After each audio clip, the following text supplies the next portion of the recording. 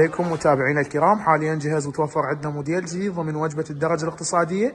غرفة 6 أبواب، طابق واحد، ارتفاع الكنتور يكون 2.20 متر، طوله يكون 3 أمتار و20. الموديل هذا متكون من 9 قطع. مبدئيا السعر مال هذا الموديل يكون 1,000,000 دينار فقط. نجي نشرح لكم على تفاصيل هذا الموديل. تقاطيع الداخلية لهذا الموديل: باب الطرف الأول يحتوي على رف. نظام الفتح والشد من هذا الموديل يكون قفيص رمادي على طول الباب. داخل هذا الموديل يكون معاكس خشب ابيض 3 ملم. الخارج يكون 5 ملم تحت طول الخشب. الابواب المتصلات يحتوون على مراية قيافة، هنا بورة علاقة.